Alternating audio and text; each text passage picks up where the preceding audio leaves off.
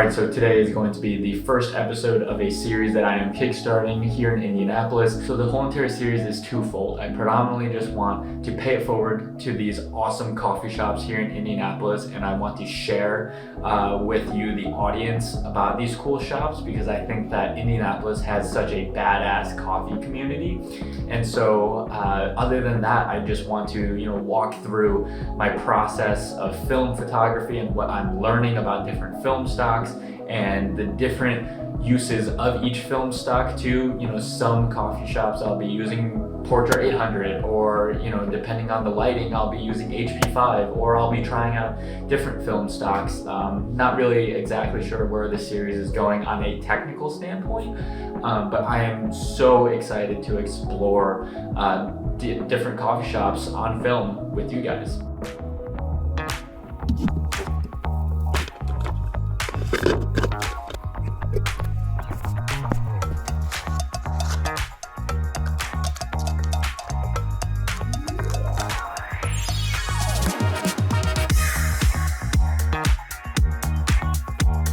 Alright, so we're here outside of Caffeine, and I think the first shot has to be signage, just kind of very basic but necessary shot. Yes.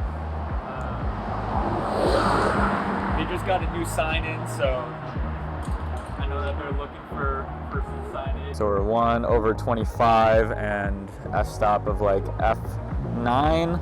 We're shooting Portra 800, and one thing I did learn is it's better to overexpose than to underexpose, especially with color negative film. That's completely opposite than digital, so it took some time getting used to. But they also have a garage door right over there that I think is iconic, so let's go over there. So right here, what's iconic is obviously the coffee arrow, but also you could see the cashier sign inside as well. So I think getting a nice little crispy shot could be awesome to get.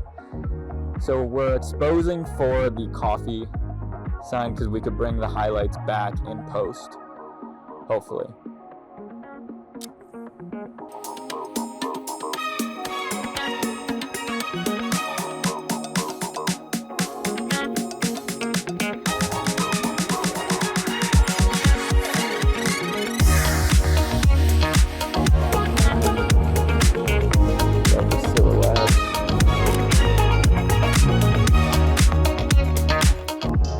About Caffeine, I love the ambiance, but when you're shooting film, it's pretty dark. So, I'm shooting Portra 800 and then 1/30th right now, so it's a little bit difficult. But with a rangefinder, it's really great with image stabilization as well. But just got to keep fitting.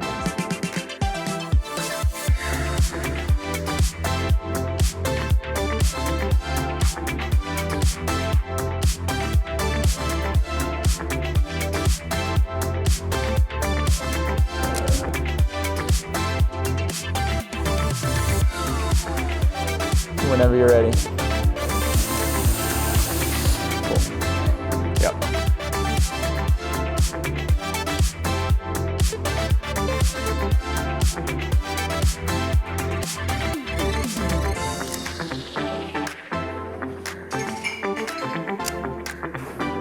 I think we got it.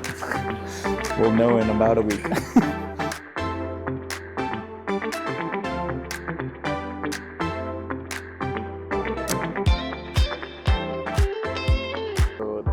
Shot is just of like the coffee bar with people working right now. Currently going to be exposing it for the coffee sign.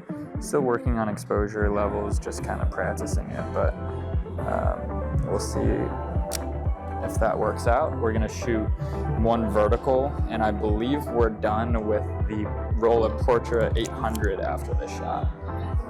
So just gonna expose for the coffee sign, just because that is kind of like the darkest shot or darkest part of the frame.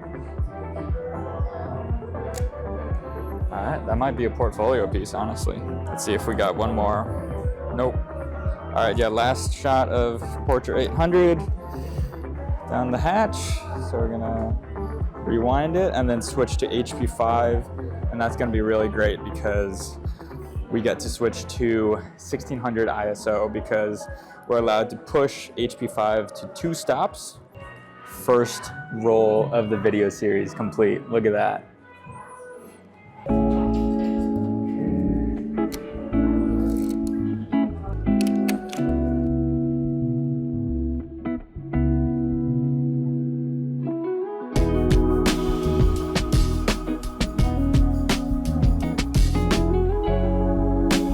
All right, so the photos just came back from the film lab. Shout out Joey Trowbridge for developing these.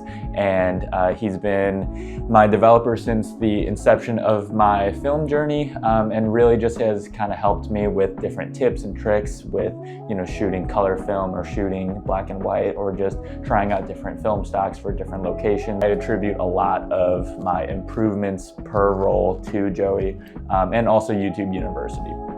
So looking at these Portra 800 shots, nailing focus on a lot of these were really tricky, especially because I was shooting at like 1/30th, 1/60th at best.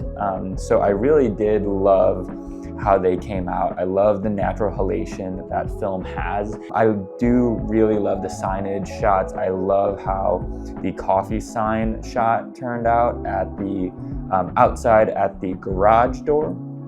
And then moving towards the HP5 shots as well, it really helped that the ISO was at 1600.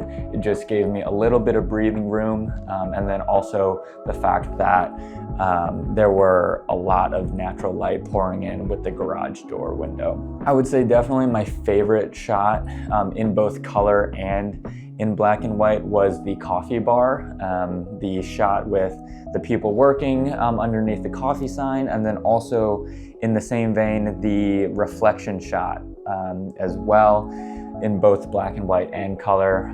I just wanted to see how they both turned out. And I also just love shooting black and white because you have to pay attention to the composition a little bit more. And then you could also just kind of see the different shades of lighting that you're going to get. So one really great thing about this whole entire film series is that this series is going to make me practice focusing with my M6.